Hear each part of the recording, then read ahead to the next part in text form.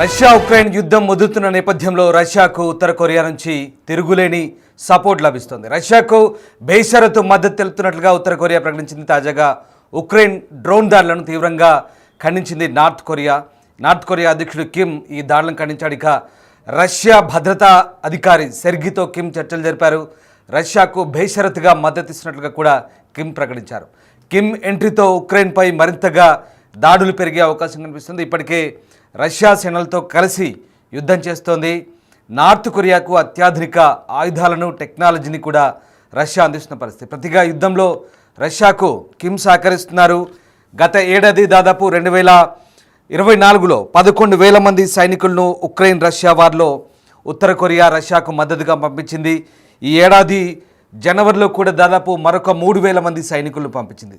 దీంతో తాజాగా 14,000 మంది సైనికులు ఉక్రెయిన్పై పోరాటంలో ఇప్పటికే యుద్ధ భూమిలో పనిచేస్తున్నారు. ఇందుకు రష్యా అధ్యక్షుడు పుతిన్ కూడా వారిని పొగుడుతున్న పరిస్థితి కనబడుతోంది. ఈ నేపథ్యంలో ఉక్రెయిన్ ఆరోపించినట్టుగా కూడా ఉత్తర కొరియా స్పందించింది. తమ సేనలు రష్యాకు మద్దతుగా పనిచేస్తున్నాయంటూ బహిరంగంగా ప్రకటించిన పరిస్థితి. ఇప్పుడు తాజాగా మరొకసారి బేషరతు మద్దతు అందిస్తామంటూ కిమ్ నుంచి స్టేట్మెంట్ రావడంతో ఒక్కసారిగా యుద్ధంలో పరిణామాలు వేగంగా మారే అవకాశాలు కనిపిస్తున్నాయి. ఈ మేరకు కిమ్ ప్రకటించినట్టుగా అక్కడి అధికారిక మీడియా కూడా వెల్లడించిన పరిస్థితి కనబడుతుంది. ఉక్రెయిన్తో యుద్ధం విషయంలో సహా అన్ని కీలకమైన అంతర్జాతీయ రాజకీయ సమస్యల్లో రష్యా వైఖరిని, ఆ దేశ విదేశాంగ విధానాలను ఉత్తర కొరియా బేషరతుగా మద్దతిస్తుందంటూ కిమ్ చెప్తున్నారు. ఇక ఈ భేటీలో ఇరు దేశాల వ్యూహాత్మక భాగస్వామ్యం బలోపేతం వంటి అంశాలపై ఇరు నేతలు కూడా చర్చించినట్టుగా తెలుస్తోంది. ఇక ఈ ఏడాదిలో షోయగు ఉత్తర కొరియాలో పర్యటించడం, రష్యా భద్రతా అధికారి షోయగు ఉత్తర కొరియాలో పర్యటించడం ఇది రెండోసారిగా చెప్తున్నారు. ఆయన గత మార్చిలోనే ఉత్తర కొరియాలో పర్యటించి కిమ్తో భేటీ అయ్యారు.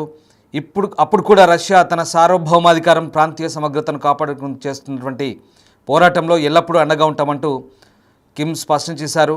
ఈ నేపథ్యంలోనే రష్యా తరపున తమ బలగాలు ఉక్రెయిన్ సైన్యంతో పోరాడుతున్నాయనే విషయాన్ని ఏడాది ఏప్రిల్లో ఉత్తర కొరియా ధృవీకరించింది.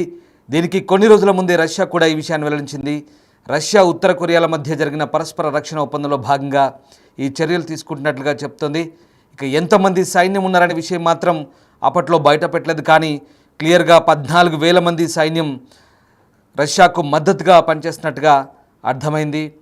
ఇక ఈ నేపథ్యంలోనే రష్యాకు ఉత్తర కొరియా బేషరతు మద్దతు ప్రకటించిన తాజాగా బుధవారం ఉత్తర కొరియా రాజధాని ప్యోంగ్యాంగ్లో Russia security council secretary Sergei షోయగుతో కిమ్ జోంగ్ భేటీ తర్వాత ఈ అంశాలన్నీ కూడా బయటపడ్డాయి. ఈ సమావేశంలో ఇరు దేశాల మధ్య వ్యూహాత్మక భాగస్వామ్యాన్ని మరింత బలోపేతం చేయడంపైనే నాయకులు చర్చించినట్టుగా తెలుస్తుంది. ముఖ్యంగా యుద్ధం వల్ల దెబ్బతిన్న కుర్స్క్ ప్రాంతం పునర్నిర్మాణం గురించి కూడా మాట్లాడారు. ఇటు షోయగు ఉత్తర కొరియాను సందర్శించడం కూడా రెండోసారిగా చెప్తున్నారు. గత ఏప్రిల్లో రష్యా తరపున తమ దళాలు ఉక్రెయిన్ సైన్యంతో పోరాడుతున్నాయంటూ ఉత్తర కొరియా ధృవీకరించిన తర్వాత ఇప్పుడు ఈ ప్రకటన రావడం మరింత ప్రాధాన్యత సంతరించుకుంది. గతంలో కుర్స్క్ ప్రాంతాన్ని రష్యా ఆక్రమించినప్పుడు ఉత్తర కొరియా సేనలే చాలా కీలకంగా వ్యవహరించాయంటూ వచ్చిన వార్తల నేపథ్యంలో ఇప్పుడు మరొకసారి ఇటు ఉత్తర కొరియా స్టేట్మెంట్ ఆసక్తిని రేపుతోంది. రైట్, మా కొలీగ్ సయ్యద్ జైన్ అవుతున్నారు. సయ్యద్, ఇప్పుడు ఉత్తర కొరియా చాలా బాహాటంగా ప్రకటిస్తోంది రష్యాకు ఈ యుద్ధంలో ఉక్రెయిన్పై పోరాటానికి బహిరంగ మద్దతును, అలాగే బేషరతుగా భవిష్యత్తులో మద్దతు ప్రకటిస్తామంటూ చెప్తున్న అంశంతో ఒక్కసారిగా ఉక్రెయిన్ రష్యా వార్కు సంబంధించి ఎలాంటి కీలక పరిణామాలు చోటు చేసుకునే అవకాశం కనిపిస్తుంది? ప్రధానంగా ఉక్రెయిన్పై పోరాటంలో రష్యాకు ఉత్తర కొరియా మద్దతుతో యుద్ధం ఎలాంటి మలుపు తిరిగే అవకాశాలు కనిపిస్తున్నాయి? రామ్, రష్యా ఉక్రెయిన్ మధ్య గత 3 ఏళ్ల నుంచి కూడా యుద్ధం సాగుతోంది. అయితే ఇరు దేశాలు నువ్వా నేనా అన్నట్లుగా దాడులు చేసుకుంటున్నాయి. తాజాగా ఆపరేషన్ స్పైడర్ వెబ్ పేరుతో కూడా ఉక్రెయిన్ రష్యాను దారుణంగా దెబ్బకొట్టింది. రష్యాకు చెందిన యుద్ధ విమానాలను కూడా డ్రోన్ల ద్వారా ఉక్రెయిన్ పేల్చేసింది. దీంతో రష్యాకు ఊహించని ఎదురు దెబ్బ తగిలింది. అయితే ఇక ఉక్రెయిన్ తో రష్యా జరిగించిన యుద్ధంలో కూడా ఉత్తర కొరియా సైన్యం సహకరించింది. ఉత్తర కొరియా అధ్యక్షుడు కిమ్ జాంగ్ ఉన్ కూడా తన సైన్యాన్ని రష్యాకి పంపించారు. అయితే తాజాగా ఉక్రెయిన్ భీకర దాడులు చేసిన నేపథ్యంలో రష్యా భద్రతా మండలి కార్యదర్శి సెర్గీ పొయిగుతో కిమ్ భేటీ అయ్యారు. అయితే ఉక్రెయిన్ పై చేసే యుద్ధానికి ఎలాంటి షరతులు లేకుండా బేషరతుగా రష్యాకు సపోర్ట్ చేస్తామంటే కూడా కిమ్ చాలా ఓపెన్ గా దీన్ని ప్రకటించారు. అయితే ఈ మేరకు ఉత్తర కొరియాలోని మీడియా కూడా దీనికి సంబంధించి కిమ్ ఇలాంటి ప్రకటన చేసినట్టు కూడా వెల్లడించింది. అయితే అలాగే ఇరువురి భేటీలో ఇరు దేశాల మధ్య వ్యూహాత్మక భాగస్వామ్యం బలోపేతం వంటి పలు అంశాలపైన కూడా వీళ్ళు చర్చించుకున్నట్టు తెలుస్తుంది. అదేవిధంగా కుర్స్క్ ప్రాంతం పునర్నిర్మించే అంశంపై కూడా మాట్లాడుకున్నట్లు కూడా మీడియా వెల్లడించింది. అయితే ఉక్రెయిన్ పై రష్యా 2022లో దండయాత్ర ప్రారంభించింది. అప్పటి నుంచి ఇరు దేశాల మధ్య యుద్ధం సాగుతూనే ఉంది. అయితే ట్రంప్ రెండోసారి అధికారంలోకి వచ్చాక ఉక్రెయిన్ రష్యా యుద్ధం ఆపేందుకు చాలా ప్రయత్నించారు. కానీ సౌదీ అరేబియా వేదికగా రష్యాతో అమెరికా చర్చలు జరిపింది. కానీ ఒక్కసారి కూడా దానికి సంబంధించి ఎలాంటి రిజల్ట్ కూడా రాలేదు.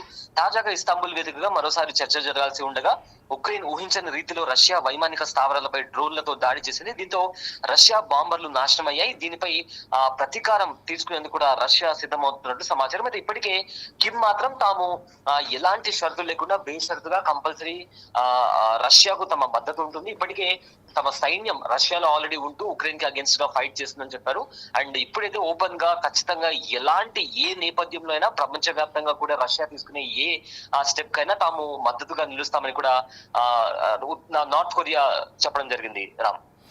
Right, yes, thanks for the update Syed. So ఇది మొత్తం మీద ఉత్తర కొరియా యుద్ధంలో పాల్గొంటున్నట్టు గతంలో ఉక్రెయిన్ నిఘా సంస్థ గతంలోనే బయట ప్రపంచానికి వెల్లడించిన పరిస్థితి. అయితే ఇప్పుడు తాజాగా ఉక్రెయిన్ పై యుద్ధంలో తాము స్వయంగా పాల్గొంటున్నట్లుగా నార్త్ కొరియా ప్రకటించడం ద్వారా ఈ అంశాన్ని బాహాటంగా వెల్లడించింది.